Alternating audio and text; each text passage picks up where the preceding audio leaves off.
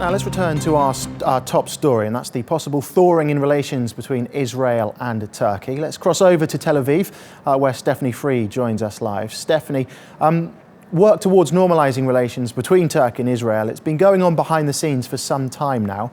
What exactly do we know?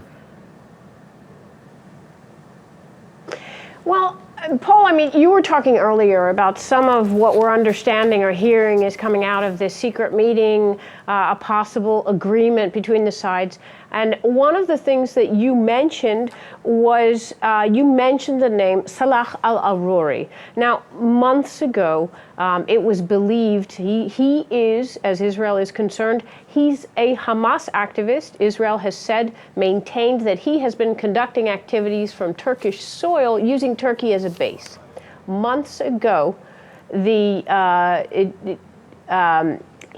he reportedly left to the Gulf states. That was seen as a goodwill measure on the part of Turkey, that he was encouraged to go and not really necessarily allowed to come back to Turkey. That was considered a goodwill gesture as well.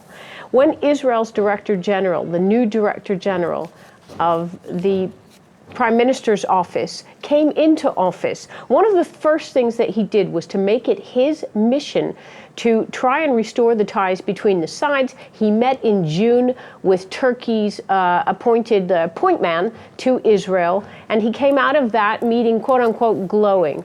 That's another behind the scenes that's been ongoing for some time. Measure on the part of Israel's Prime Minister's office. Also, just recently, President Erdogan indicated that he was interested in restoring those ties. So these are just a few of the things. In addition, Israel's consulate inviting Turkish journalists months ago to the consulate in Turkey, saying, come to Israel and come visit Israel, considered as well a goodwill gesture. But there have been meetings, there has been effort behind the scenes, again, that's leading up to what we're hearing now to try and reestablish ties. So how is all of this news going down with the Israeli public? Well, if you take into consideration and look at figures of before these relations went really sour during the time of the Mavi Marmara, as you indicated, Paul, you talked about the deaths of the activists and the wounded people who were on board that flotilla and what it led to in terms of relations. Turkey used to be a tremendous destination for Israelis, just in plain terms of tourism. Let's say, if I look at the years 2008, 2009, 500,000 Israelis went to Turkey to vacation. It's an hour-and-a-half flight away. Compare that to 2011, post-Mavi Marmara, that figure dropped to 62,000. Not only that, the two countries enjoyed military intelligence sharing.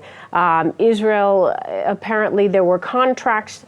They were helping to upgrade the Phantom F-4 fleet of Turkey.